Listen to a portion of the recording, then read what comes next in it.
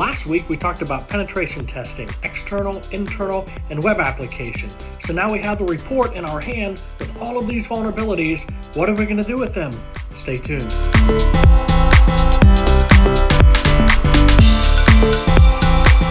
Welcome back. Over the last couple weeks, we've tried to lay a nice solid foundation for you to align your security posture with where it needs to be within your organization. So in the first episode, a couple weeks ago, we talked about the NIST cybersecurity framework, and we broke that down into the 5 categories of identify, protect, detect, respond, and then recover.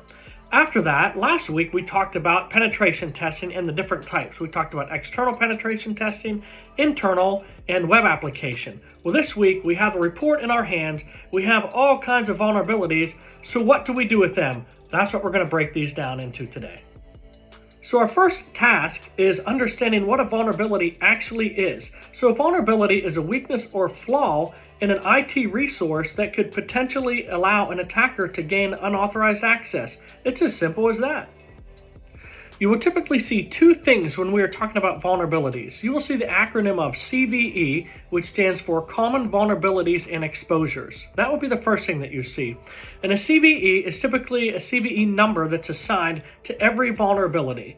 There is an index or a database of vulnerabilities around the world that are numbered. So typically, if a vulnerability would exist in, let's say, a WordPress application, for instance, it is going to be associated with a CVE. So that when someone Googles that CVE, it's basically like a reference number for a vulnerability. They can Google that and they can find out things like, which would be the next thing, the CVSS, which is the Common Vulnerability Scoring System.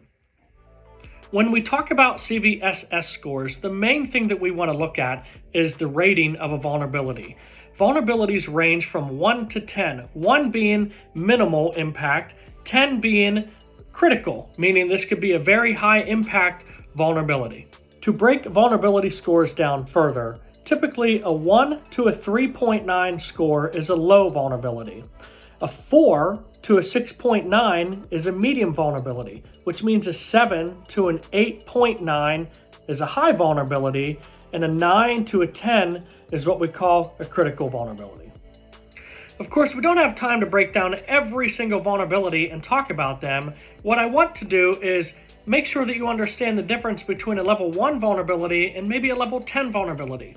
So level 1 vulnerability might be something that is just what they call an information gathering vulnerability. What that might allow is an attacker to establish what type of software, what patch versions, or what type of firmware that you're actually running on your devices. What type of Windows or Linux operating system do you have your services or applications running on? That would potentially be a level 1 category vulnerability. So now that we understand what a low vulnerability is, let's talk about a critical, which would be a level 9 or a level 10. A critical vulnerability could be something such as maybe an FTP server that's sitting on the outside of your network that has a vulnerability that could allow an attacker to execute remote code to completely take over that server. And if they were to take over that server, they would be able to possibly escalate privileges and pivot potentially to the inside of a network. So there is a huge difference between a level 10 vulnerability and a level 1 vulnerability. Level 1 being low, level 10 being critical. So now the objective is to truly understand how we are supposed to prioritize these different levels of technical vulnerabilities. Common sense would tell us we always want to fix the level 10s before we fix the level 7s. It would just seem to make sense. However, depending on your organization and the type of business you are and the type of digital assets that you own, it might not always be that simple. To give you an example, on your vulnerability report that you get from your penetration test, you might have a level 7 vulnerability and a level 10 vulnerability. However, your level 7 vulnerability is on the outside of your network, on the external side of your firewall, and your level 10 might be on the inside. Well, if we think about that, your level 10 might only be accessed by 20 or 30 people, but your level 7 is sitting on the outside of your firewall, totally open to the outside world. So in this particular case, and the answer is not always the same for this, but in some instances, you might want to fix that level 7 externally before you look at that level 10 internally. The truth is, every organization may have its own different plan for how they prioritize and take care of their vulnerabilities. I'm going to talk about PCI compliance just for a second. When we talk about PCI compliance, there is a yearly requirement that a company has to have a penetration test every single year. And the result of that penetration test, in order to get compliant, is that there can't be any vulnerabilities that are high or critical on that report. Those vulnerabilities have to be fixed. And the reason for this is because the PCI Foundation lays a framework of a minimum set of standards that a company or organization has to meet in order to meet compliance. So if you're in the PCI world and you're taking millions of credit cards, the PCI regulations are going to ensure that you have all of the highs and critical vulnerabilities taken care of. Okay, so we've prioritized our list. We know what vulnerabilities that we want to work on first. Well, now the question is, are we going to remediate or are we going to mitigate? These terms are used in the field many times, and often they get mixed up or people think that they are the same thing. Remediation is a total fix or a total patch that solves a vulnerability. It gets rid of it. It takes care of it so that that vulnerability does not exist anymore. The issue is that there is not always a total remediation solution that will fit into place to get rid of that vulnerability. So if that's the case, then we have to mitigate first. So what does mitigate mean? Mitigate means that we are going to try to find some type of workaround to minimize the impact or attack surface or the potential threat of that vulnerability. A typical example of mitigation might be a vulnerability that you have on the inside of your network that is potentially accessible by anybody on the inside of your corporation.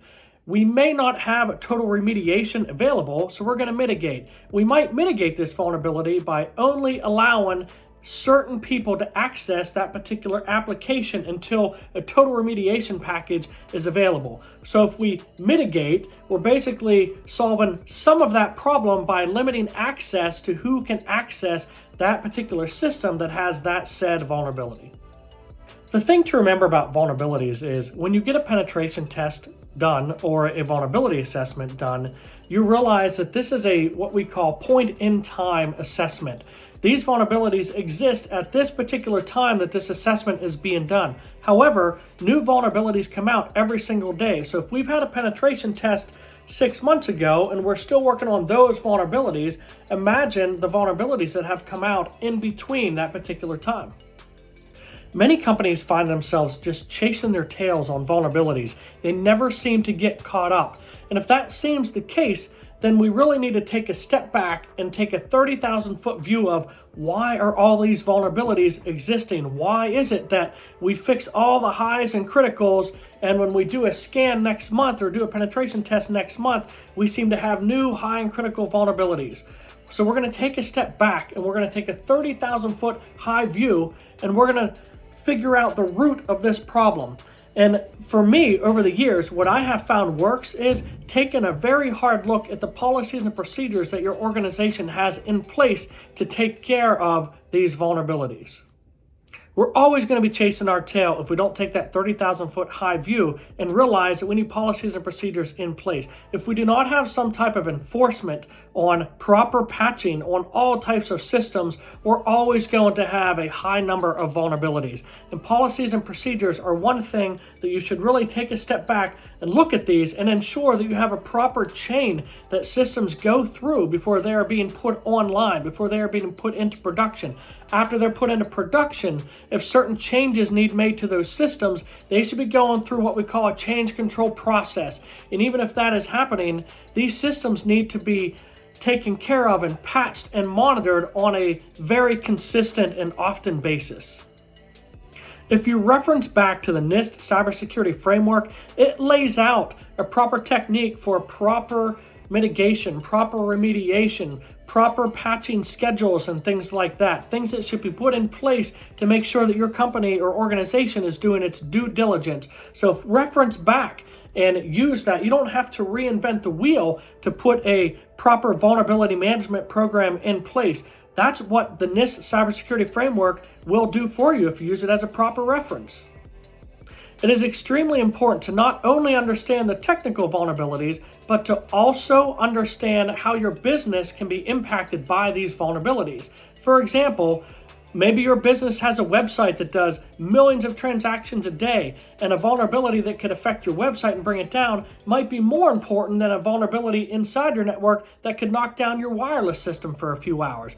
Understanding your business and the impact that vulnerabilities have on your business is just as important as understanding technical vulnerabilities. The thing to remember with vulnerability management is that we will never be totally caught up. There will never be a point in time where we can say, you know what, we're secure. Vulnerability management is an always ongoing process. We always work to get better. We always work to be more efficient on our processes. We always work to maybe create images of systems that are maybe a little secure than they were last year. It is always a process of slowly getting better. And remember, it's a marathon, not a sprint. Along with this video, I will also be providing an article that goes a little more into detail about this particular video and some of the vulnerabilities that exist and some different types of examples. So feel free to read that article, and if you have any questions, please don't hesitate to reach out. Stay tuned next week. We are going to be talking about an IRP, an incident response plan. So we've managed all of our vulnerabilities. However, our company unfortunately has gotten breached, or we've had an event happen. So how do we respond to that? Stay tuned next week. We're going to cover it.